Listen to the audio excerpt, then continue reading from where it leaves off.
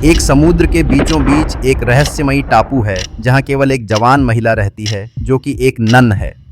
एक दिन एक सिपाही छोटी सी नाव में भटकते भटकते उस टापू पर पहुंच जाता है और उसकी मुलाकात उस महिला से होती है। विशाल समुद्र के बीच उस टापू पर उस महिला के साथ वह अनजान सिपाही ने क्या क्या हरकतें किया, कैसे उन्होंने जापानी सेना से अपनी जान बचाई, आखिर वह महिला कौन थी और वहां कैसे पहुंची, ये सब दिल दहला देने वाली बातें जानने के लिए वीडियो को ध्यान से देखते रहिए। क्लार्क नाम का एक सैनिक है जो एक छोटी सी लाइफ बोट में सवार है। उसकी हालत इतनी खराब है कि देखकर दिल दहल जाए। कई दिन से वो इस बोट पर समंदर में भटक रहा है, ये सोचकर कि शायद कहीं कोई उसे बचा लेगा। और फिर एक सुबह उसकी नज़र पड़ती है एक दूर टिमटिमाती ज़मीन पर।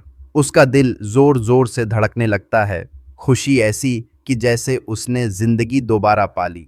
वो फौरन अपनी बोट को उस टापू की ओर मोड़ता है, मगर मन में डर भी है, कहीं ये दुश्मनों का जाल तो नहीं।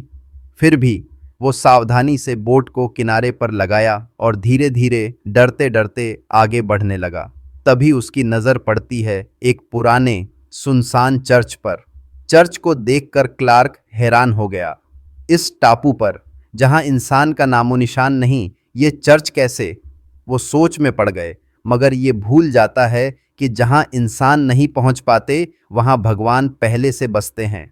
खैर, वो चर्च के और करीब जाने लगा और तभी वहां एक नन को देखता है। नन ने अचानक क्लार्क को वहां खड़ा देखा तो वो डर के मारे कांप उठा। उसे लगता है शायद कोई दुश्मन सैनिक है। वो माफ़ी मांगने लगा, मगर क्लार्क उसे शांत करता है। डरो मत, मैं जापानी नहीं हूँ। नन का दिल को थोड़ा सुकून मिला और वो उसे अंदर बुलाया। शाम ढलते ही क्लार्क चुपके से समंदर किनारे जाता है कुछ मछलियां पकड़ने, मगर तभी एक जापानी बोट वहां से गुजरती है। उसे छुपना पड़ता है। जापानी सैनिक पेट्रोलिंग कर रहे हैं, अगर वो गुफा में गया तो पकड़ा जाएगा। मजबूरी में वो अपने चेहरे पर काली मिट्टी मलकर जापानी कैंप में घुस जाता है। वहां से खाने का सामान चुराने लगता है, मगर तभी कुछ सैनिक आकर वहीं बैठ जाते हैं। क्लार्क को पूरी रात वहीं छुपकर बितानी पड़ती है। अगली सुबह जब एंजेलिना की आंख खुलती है तो क्लार्क कहीं नहीं दिखता। उसका दिल घबराने लगता है। उधर क्लार्क चुपके से खाने का सामान इकट्ठा करता है और जब दुश्मन सैनिक प्रैक्टिस के लिए बाहर जाते हैं वो वहां से निकल भागता है, मगर गुफा में लौटते ही उसे गोलियों की आवाज़ सुनाई देती है। एंजेलिना को लगता है कि शायद क्लार्क मारा गया। वो पत्थर पर सिर टेककर रोने लगती है। तभी क्लार्क वहां पहुंचता है और उसे डांटता है, तुम्हें गुफा से बाहर नहीं निकलना चाहिए था, खतरा बहुत है। वो उसे अंदर ले जाता है और बाहर ना निकलने की हिदायत देता है। फिर वो उसे वो खाने का सामान दिखाता है जो उसने जापानी कैंप से चुराया था। एंजेलिना डर के मारे कांप रही है। वो कहती है, अब से तुम कहीं जाओ तो मुझे बताकर जाना, वरना मैं बार बार बाहर निकल जाऊंगी। क्लार्क वादा करता है कि वो ऐसा नहीं करेगा। एक दिन क्लार्क एंजेलिना के लिए एक कंघी और एक लाल गुलाब लाता है और थोड़ा फ्लर्ट करने की कोशिश करता है, मगर उसका अंदाज इतना भोला है कि एंजेलिना बस मुस्कुरा देती है। वो गुलाब को गिफ्ट की तरह संभाल कर रख लेती है। क्लार्क पूछता है, क्या तुम ये नन वाला जीवन छोड़ सकती हो?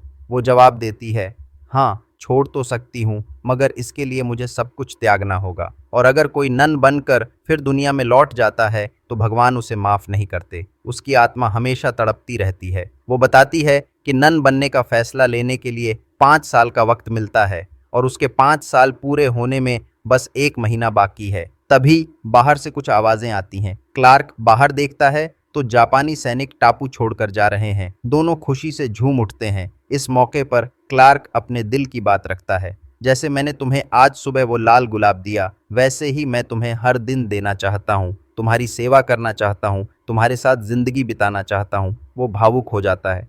मैंने मौत से जंग लड़ी है। तुमने मेरी हालत कुछ दिन पहले देखी होती तो यकीन नहीं करती कि मैं जिंदा हूँ। हम जवानों के लिए देश पहले आता है, मगर कभी कभी बहुत अकेलापन लगता है। अगर तुम अगले महीने अपना फैसला बदल लो तो क्या होगा? एंजेलिना अपनी अंगूठी दिखाती है। ये सिल्वर की अंगूठी है। ये तब पहनी जाती है जब हम जीसस की कसम खाते हैं, और जब 5 साल बाद नन बन जाते हैं तो सोने की अंगूठी पहनते हैं। यही हमारा रिवाज है। मैं ऐसा नहीं कर सकती। क्लार्क उदास हो जाता है और चुपचाप किनारे पर जाकर खड़ा हो जाता है। एंजेलिना उसके पास आती है। शायद तुम सही हो क्लार्क, तुम ज़्यादातर वक्त बॉर्डर पर रहोगे। मुझे नहीं पता होगा कि तुम जिंदा हो या वो बात अधूरी छोड़ देती है। उसी रात खाना खाते वक्त क्लार्क को जापानी ड्रिंक की बोतल मिलती है। वो थोड़ा ज्यादा पी लेता है और अनाप शनाप बोलने लगता है। नन बनकर क्या करोगी, मुझसे शादी कर लो, वो जबरदस्ती करने लगता है। एंजेलिना गुस्से और दुख में वहां से उठकर जंगल में चली जाती है। पूरी रात वो वहां बिताती है। सुबह जब क्लार्क की आंख खुलती है तो वो एंजेलिना को कहीं नहीं पाता। वो भागता हुआ जंगल में जाता है जहां वो बेहोश पड़ी मिलती है। बारिश में उसके कपड़े भीग चुके हैं। क्लार्क उसे उठाकर गुफा में लाता है, मगर तभी जापानी सैनिक वापस आ जाते हैं। उसे गर्म कपड़े चाहिए तो वो फिर से जापानी कैंप में घुसता है और कपड़े चुराने की कोशिश करता है, मगर एक सैनिक उसे वहां देख लेता है। मजबूरी में क्लार्क उसे मार देता है और उसकी लाश को किनारे पर दफना देता है। फिर वो कपड़े लेकर लौटता है और एंजेलिना को पहनाता है। 2 दिन बाद जब एंजेलिना को होश आता है वो हैरान हो जाती है। मेरे कपड़े किसने बदले? क्लार्क माफी मांगता है।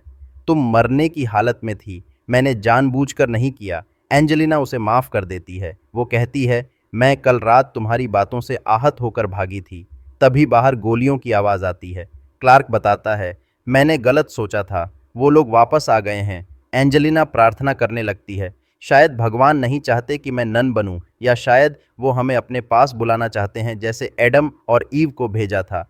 क्लार्क उसकी बात नहीं मानता। वो बाहर देखता है। टापू चारों ओर आग में घिरा है। जापानियों को उनके साथी की लाश मिल गई है और अब वो क्लार्क को ढूंढ रहे हैं। एंजेलिना प्रार्थना करती है, मगर क्लार्क फैसला करता है कि वो खुद को उनके हवाले कर देगा ताकि एंजेलिना बच जाए। वो उसे रोकती है। तभी गुफा के बाहर आवाजें आती हैं। जापानियों ने गुफा ढूंढ ली। वो चिल्लाते हैं, बाहर आ जाओ वरना गुफा उड़ा देंगे।